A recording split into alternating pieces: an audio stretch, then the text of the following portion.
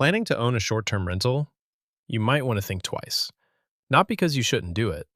It's because there's a real gap between what this looks like from the outside and what it actually costs. And that gap is exactly what this video is for. The pitch is simple. Buy a property, list it on Airbnb instead of renting it out long-term, and collect more than double what a regular tenant would ever pay you. Real estate analysts are currently calling 2026 the best year to invest in short-term rentals since 2021, thanks to a federal tax change that just landed. In that exact same window, New York City's Airbnb market lost more than 70% of its listings to a single local law. Best year to buy in, and the year one of the biggest markets in the country effectively shut the door. Both are true at once. So what actually determines which side of that you land on? That's what we're figuring out today. The first cost, the one that doesn't have a fixed number, is whatever real estate cost where you're buying, plus a specific set of expenses unique to renting by the night instead of the month.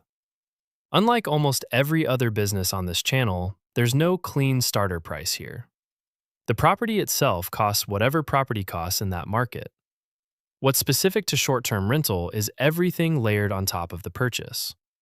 Furnishing a property to a standard guest will pay for runs $3,500 to $40,000, depending on size and finish level.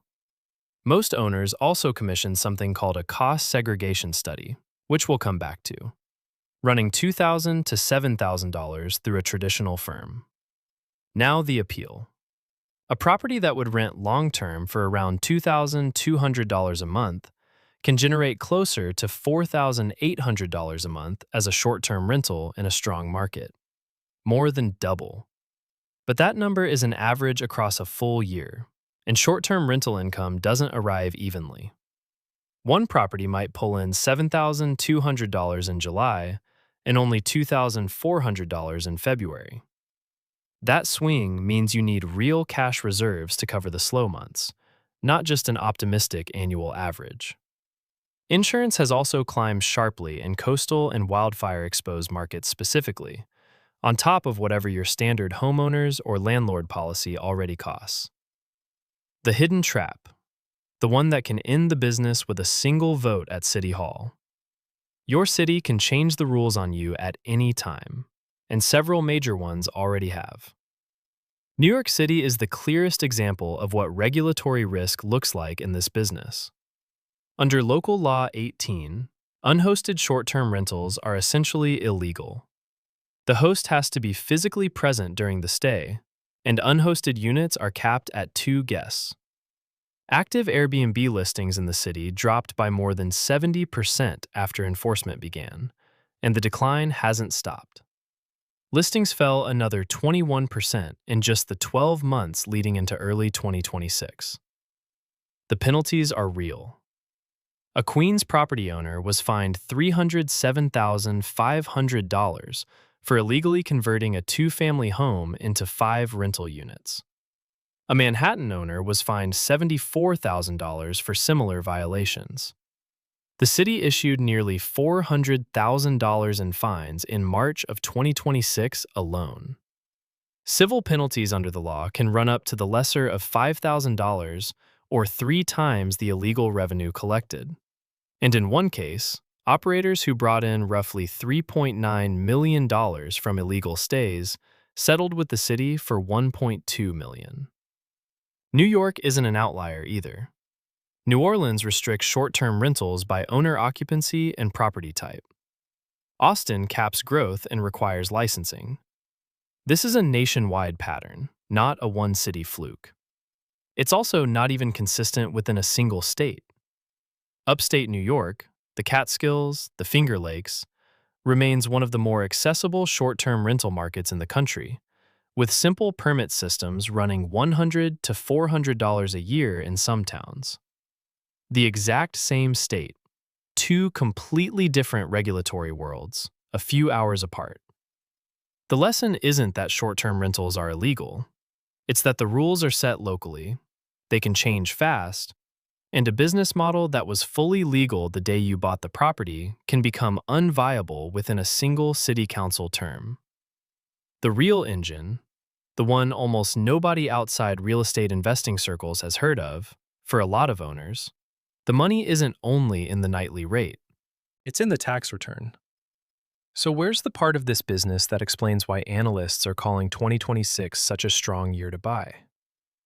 A federal law called the One Big Beautiful Bill Act, signed in July of 2025, permanently restored 100% bonus depreciation for qualifying property. Here's what that means in practice. Short-term rentals with an average guest stay under 7 days can qualify as non-passive income under federal tax rules if the owner meets a material participation threshold, roughly 100 hours of documented, hands-on involvement with nobody else putting in more time than you. Clear that bar, and rental losses and depreciation can offset other income, including a W-2 salary. Not every property qualifies for the cost segregation side of this either. Tax professionals generally consider it worthwhile above roughly $150,000 to $300,000 in property value, since the study itself costs money and needs a big enough depreciable base to pay for itself many times over. Here's where a cost segregation study earns its cost. Take a $425,000 property with a $340,000 depreciable basis. Depreciated the normal way, straight line over 27.5 years, that's about $12,364 a year. Run a cost segregation study and apply the restored 100% bonus depreciation, and that same property can generate somewhere between $160,000 and $320,000 in depreciation in year one alone. At a 37% marginal tax rate, that's $59,200 to $118,400 in actual cash tax savings in the first year of owning the property. That's a real legal provision in the federal tax code. It's also not passive, and it's not automatic. It requires documented hours, a property that qualifies, and a CPA who understands short-term rental taxation. Get any of that wrong, and the IRS can unwind the whole benefit. There's also a bill that eventually comes due. When you sell the property, a portion of everything you depreciated gets recaptured and taxed, generally capped at a 25% rate. The upfront cash flow advantage is real. It isn't free money, it's a loan against your own future tax bill, on terms that currently favor the borrower. The real money in short-term rentals, for a lot of owners, isn't the nightly rate at all. It's the difference between depreciating a property over 27 years and depreciating most of it in year one. And that gap is worth more, in real dollars, than most owners realize when they buy. New York City is worth returning to here, because the numbers tell a more complicated story than a simple ban.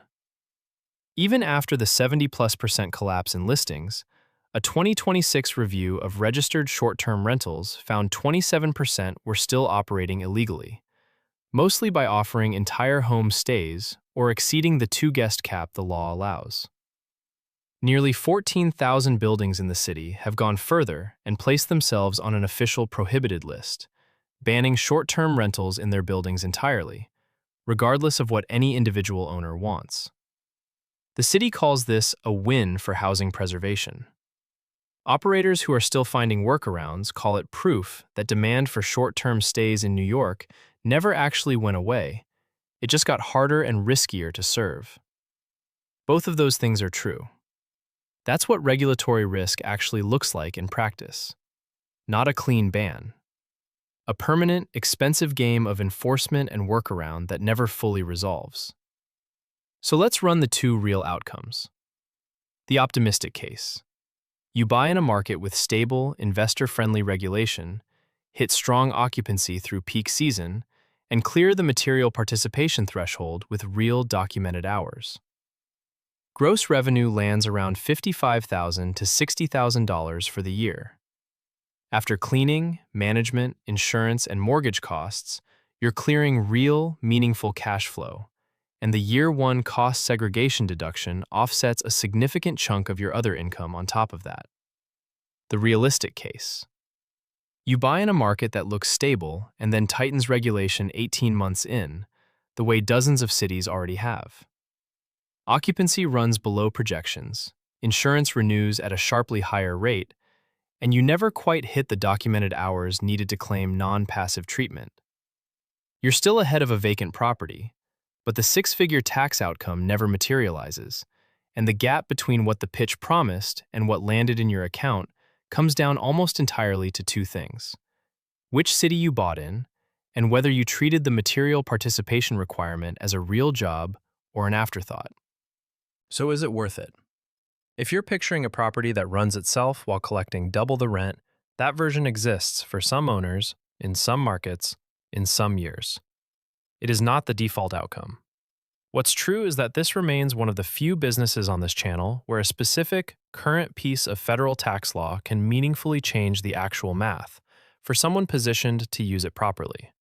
For someone with the capital, the hours to genuinely hit material participation, and a market with regulation that isn't actively hostile to the model, this can be a real income and tax strategy at the same time.